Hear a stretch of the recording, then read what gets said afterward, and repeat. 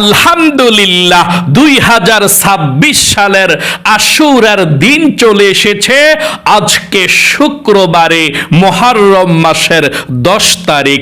আজকে আশুরার দিন শুক্রবার ফজরের নামাজের পর থেকে মাগরিবের নামাজ পর্যন্ত, অর্থাৎ আশুরার দিন ফজরের পর থেকে আশুরার দিন রাত পর্যন্ত পৃথিবীর সব থেকে শ্রেষ্ঠ 3টি আমল যদি আপনারা করতে পারেন, নবীজি বলেছেন আল্লাহ আপনাদেরকে হজ করার সওয়াব দিবে। আল্লাহু আকবার। হজ না করেও হজ করার সওয়াব পেয়ে যাবেন। আল্লাহ আপনাদেরকে 12 বছর ইবাদত করার সওয়াব দিবে। আল্লাহু আকবার। আল্লাহ আপনাদের দোয়াকে কবুল করবে, আপনাদের মনের আশাকে পূরণ করবে। আল্লাহু আকবার। তাহলে অবশ্যই আপনারা আশুরার দিন ফজরের পর থেকে রাত পর্যন্ত অবশ্যই এই 3টি আমল জীবনে কখনো ছাড়বেন না। প্রিয় দিনী ভাই এবং মহিলা মা ও বোনেরা, মনোযোগ সহকারে শুনবেন ইনশাআল্লাহ।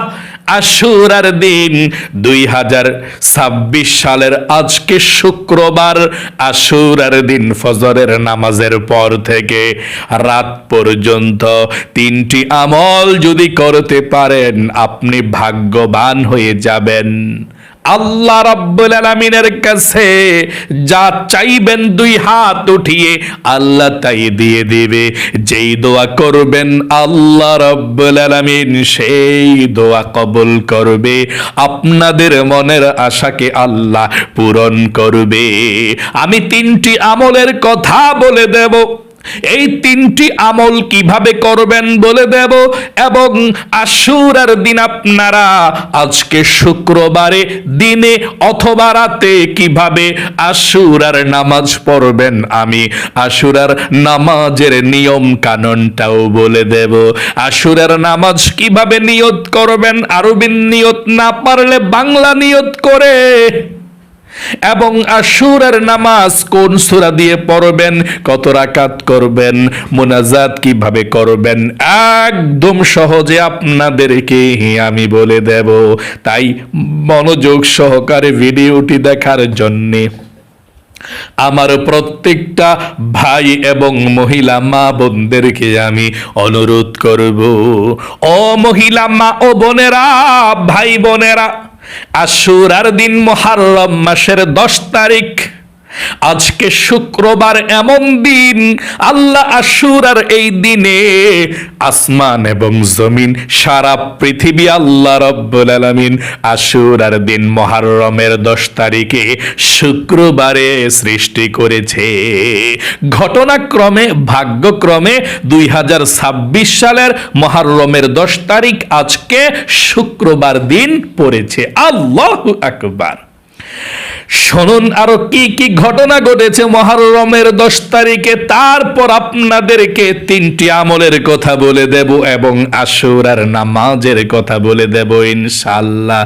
আল্লাহ রাব্বুল আলামিন আশুরার দিনকে এত দামি বানিয়েছেন, হযরতে আদম আলাইহিস সালামকে আল্লাহ রাব্বুল আলামিন সৃষ্টি করেছেন আশুরার দিন মুহররমের 10 তারিখে। আদম আলাইহিস সালামকে জান্নাতের মধ্যে প্রবেশ করিয়েছেন মুহররমের 10 তারিখে আশুরার দিন। আদম আলাইহিস সালাম গন্ধম ফল খাওয়ার অপরাধে জান্নাত থেকে আল্লাহ বের করে দিয়েছিলেন মুহররমের 10 তারিখে আশুরার দিন। 350 বছর পর্যন্ত কান্না করেছেন এই দোয়াটি পড়ে।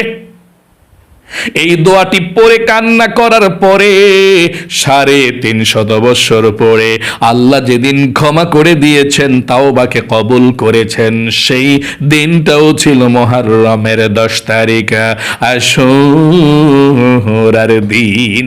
আল্লাহু আকবার। এই মুহররমের 10 তারিখে আল্লাহ ক্ষমা করে দিয়েছেন আদম আলাইহিস সালামকে। যেই দোয়াটি পড়েছিলেন আদম আলাইহিস সালাম, আল্লাহ রাব্বুল আলামিন কোরআনুল কারীমের মধ্যে সেই দোয়াটি তুলে ধরেছেন। আশুরার দিন, আজকে শুক্রবার, মুহররমের 10 তারিখে আশুরার নামাজ পড়ার পরে দিনে অথবা রাতে একবার হলেও এ দোয়াটি পড়বেন, তাহলে আল্লাহ রাব্বুল আলামিন আপনাদের জীবনের যৌবনের গুনাহগুলো ক্ষমা করে দিবে। কোন দোয়াটি? আমার সঙ্গে একটিবার পড়ুন। রব্বানা যালামনা আনফুসানা ওয়া ইল্লাম তাগফির লানা ওয়া তারহামনা লানাকুনান্না মিনাল খাসিরিন। আল্লাহু আকবার। এভাবে মুনাজাতের মধ্যে দোয়াটি পড়বেন, আমরাও পড়ি, নবীজিও পড়েছিলেন।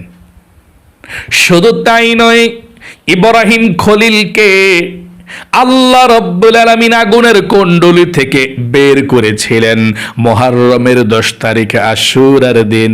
নমরুদ বাহিনী ইব্রাহিম খলিলকে আগুনের কুণ্ডলীর মধ্যে ফেলে দিয়েছিল।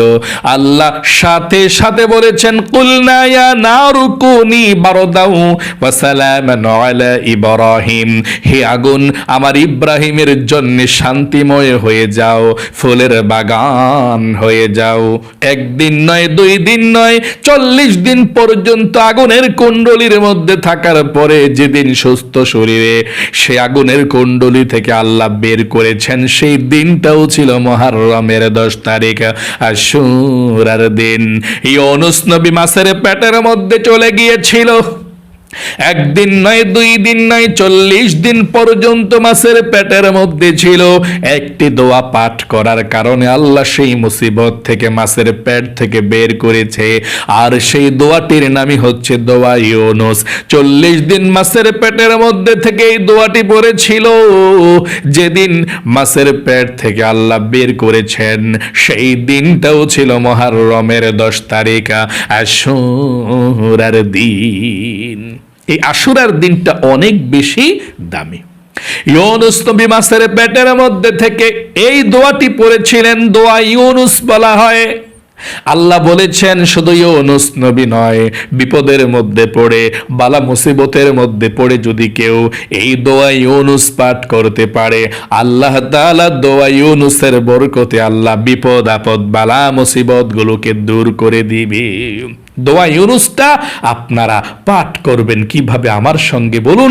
একটিবার মাঝে মধ্যে যখন বিপদে পড়বেন অবশ্যই এই দোয়া ইউনুসটা পাঠ করবেন। ওযু ছাড়াও পাঠ করা যায়। একটিবার পড়ুন, লা ইলাহা ইল্লা আনতা সুবহানাকা ইন্নী কুনতু মিনাজ জালিমিন। আরেকটিবার পড়ুন এবং আল্লাহর কাছে বলুন, আল্লাহ আমাদের বিপদ আপদগুলো তুমি দূর করে দাও। পড়ুন, লা ইলাহা ইল্লা আনতা সুবহানাকা ইন্নী কুনতু মিনাজ জালিমিন।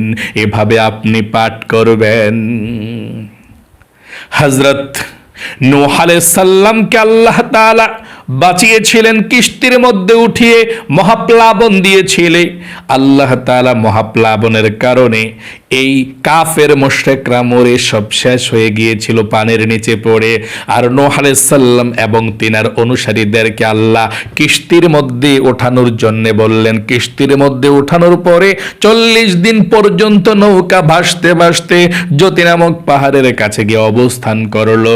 সেই দিনটাও ছিল মুহররমের 10 তারিখ, আশুরার দিন। আইয়ুব নবীকে আল্লাহ কঠিন পরীক্ষা করেছিল অসুস্থতা দিয়ে, রোগ দিয়ে। যেদিন আল্লাহ সুস্থ করে দিয়েছেন আইয়ুব নবীকে, সেই দিনটাও ছিল মুহররমের 10 তারিখ, আশুরার দিন।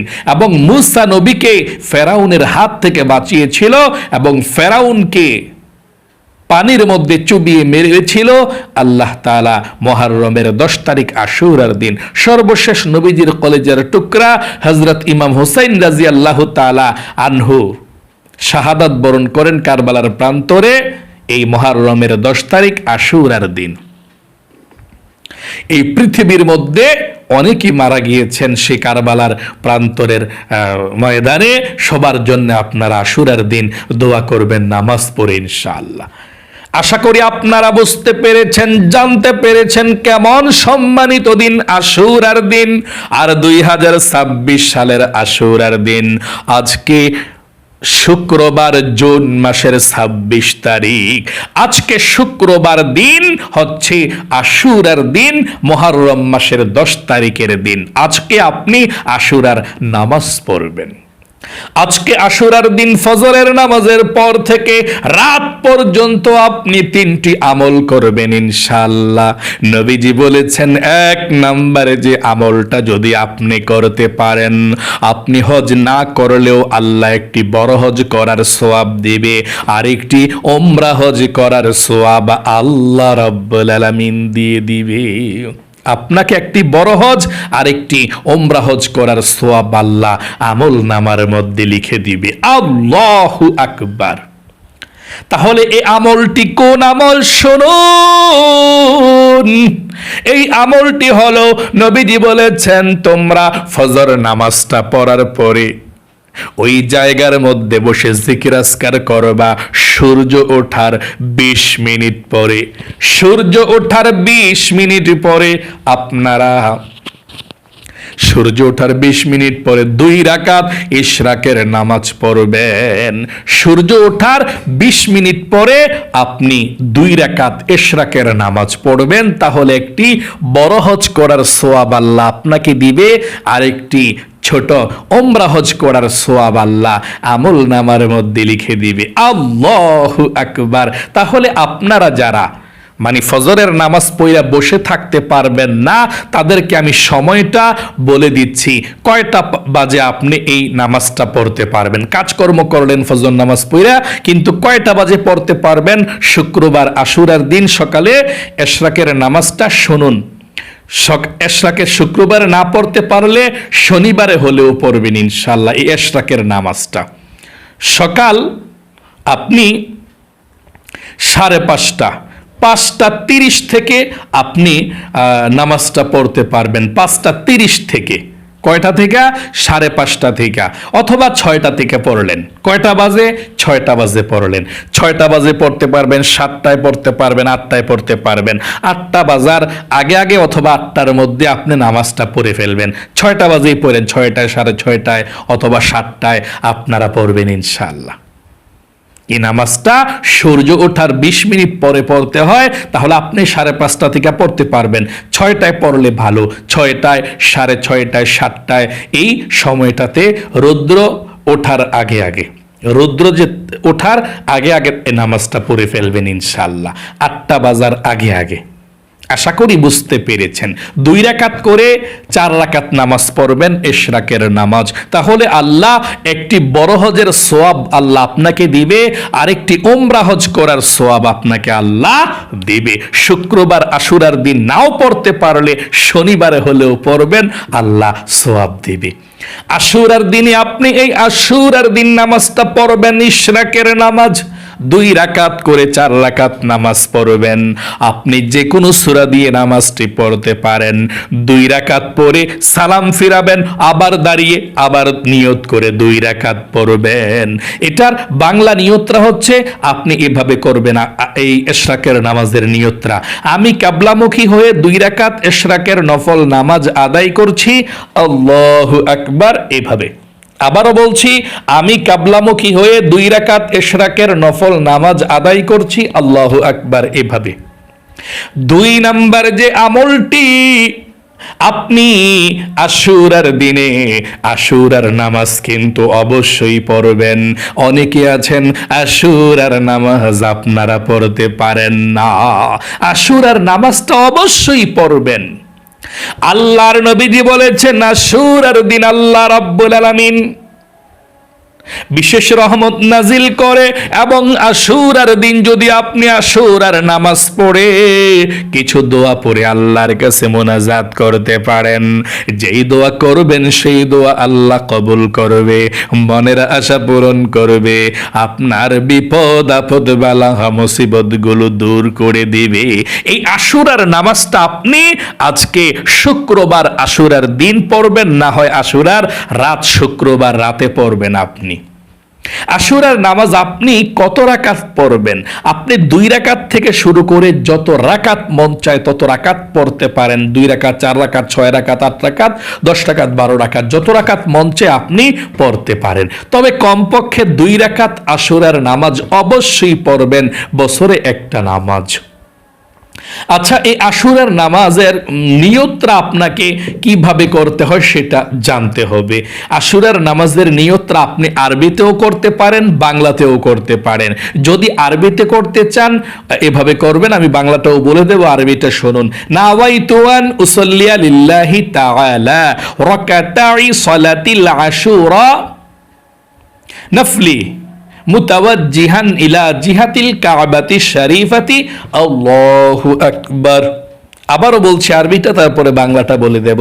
নাওয়াইতু আন উসাল্লিয়া লিল্লাহি তাআলা রাকাতাই সালাতিল আশুরা নফলি মুতাওয়াজ্জিহান ইলা জিহাতিল কাবাতি শরীফাতি আল্লাহু আকবার। এভাবে আপনি নিয়তটা বেঁধে কোন সূরা দিয়ে এই আশুরার নামাজ পড়বেন সেটা তো জানলেন না। আপনি যে কোনো সূরা দিয়ে আশুরার নামাজ পড়তে পারেন, কোনো সমস্যা নেই।